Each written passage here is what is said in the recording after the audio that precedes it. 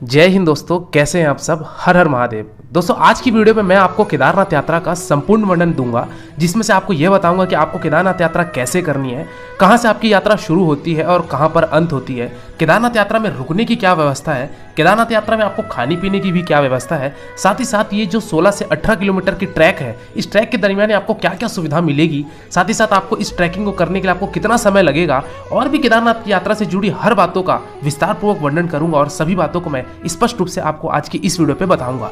दोस्तों अभी कुछ दिनों पहले मैं केदारनाथ की ग्रुप टूर लेके गया था, यात्रा बस की तरफ से ग्रुप टूर गया हुआ था। तो इस ग्रुप टूर में हमको ठंड का भी सामना करना पड़ा, तो आप पर्याप्त मात्रा में अपने गर्म कपड़े भी रखिएगा ताकि आपको किसी भी तरीके की कोई कठिनाई ना हो केदारनाथ यात्रा करने के लिए। तो दोस्तों आज की वीडियो में मैं आपको हर एक चीज बताऊंगा, बने रहिएगा, एक एक करके सारी बातों को विस्तारपूर्वक वर्णन करता हूं, जिससे आपको केदारनाथ यात्रा करने के लिए काफी सहूलियत मिले और आपका कुल खर्चा भी कम आ जाए। और एक चीज बताना चाहूंगा दोस्तों आपको कि अभी मैंने कुछ दिन पहले एक और वीडियो निकाली थी केदारनाथ यात्रा की, लेकिन वो जो वीडियो थी वो केदारनाथ के कपाट खुलने साथ ही जो चीजें थी और जो उनकी रेट्स थी वो मैंने वीडियो बनाई थी। लेकिन अभी जो मौजूदा स्थिति है, करंट जो रेट्स चल रहे हैं, प्राइस चल रहे हैं, वो सबकी इस वीडियो में मैं आपको जानकारी दूंगा। चलिए वीडियो को आरंभ करते हैं। हर हर महादेव।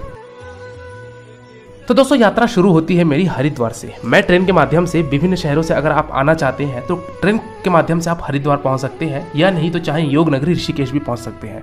तो दोस्तों मेरी यात्रा शुरू होती है हरिद्वार से और मैं हरिद्वार उतरा रेलवे स्टेशन में, और रेलवे स्टेशन के ठीक सामने बना हुआ है बस स्टैंड।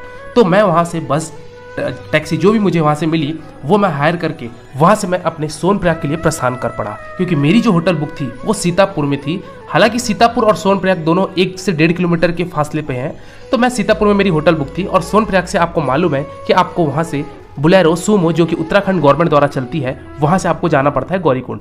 तो मैं यहाँ से बस पकड़ा, जो कि मेरी बस जानी थी सोनप्रयाग तक। तो यहाँ से आपको सोनप्रयाग जाने में लगभग 8 से 9 घंटे लगते हैं, अगर आपको ट्रैफिक जैम नहीं मिला तो। वही अगर आपको ट्रैफिक जैम ज़्यादा मिलता है तो फिर आपको उतना ही विलम्ब होता जाएगा।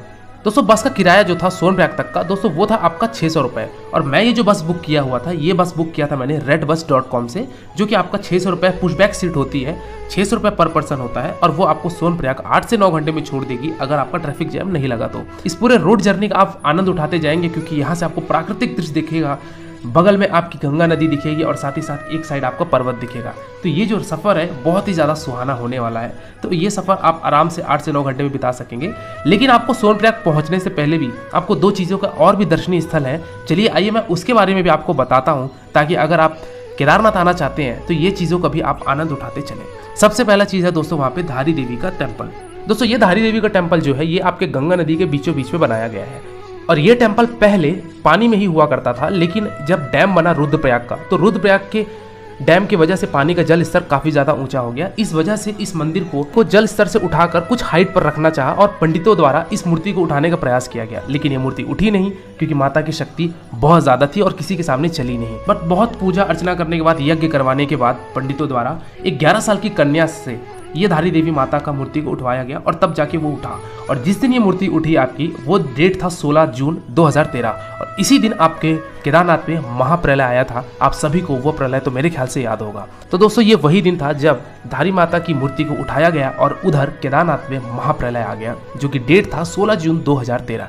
दोस्तों इस मंदिर में आने के लिए आपको जो मेन रोड है, मेन रोड से आपको लगभग आधे किलोमीटर नीचे आना पड़ेगा। तो आप दोस्तों यहाँ पे मंदिर में जाएंगे और यहाँ पे आपको धारी देवी माता का मूर्ति मिलेगा। इनके आप दर्शन कीजिए, मत्थे टेकिए और जय माता दी का नारा लगाते हुए आप अपनी यात्रा को पुनः प्रस्थान कीजिए सोनप्रयाग के लिए। चलिए दोस्तों अगले स्थान की बात करता हूं। दोस्तों जैसे ही आप पहुंचेंगे देवप्रयाग, तो दोस्तों देवप्रयाग में आपका वहां पे अलकनंदा और भागीरथी नदी का संगम होता है। तो दोस्तों ये भी एक दर्शनीय स्थल है, जहां पे आपको स्पष्ट रूप से दिखता है कि अलकनंदा नदी और एक तरफ से आ रही है भागीरथी नदी, दोनों का एक संगम होता है, और वो फिर पुनः गंगा के रूप में एक विशाल रूप धारण करके वो बह चलती है। तो दोस्तों एक दूसरा साइट सीइंग आपका ये भी है, जो कि आपको रास्ते में मिलेगा।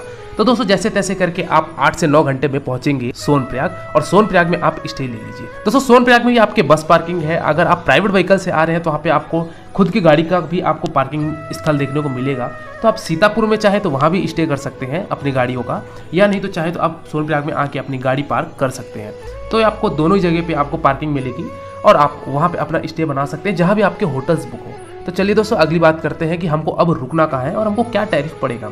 तो दोस्तों आपको ये बताना चाहूँगा कि सीतापुर में, सोनप्रयाग में बहुत नॉर्मल या फिर स्टैंडर्ड रूम्स आपको मिलेंगे, ज़्यादा हाई फाई लग्जरियस होटल नहीं मिलेगा। और अगर मैं कॉस्ट की बात करूँ दोस्तों तो 1000 रुपये पर बेड होता है, वहाँ पे बेड सिस्टम चलता है। 1000 रुपये बेड, 1200 रुपये बेड में आपको आराम से वहाँ स्टे कर सकते हैं। ऑफलाइन बुकिंग आप मत कीजिए, जो भी आप ऑनलाइन बुकिंग ही करके आइए ताकि आप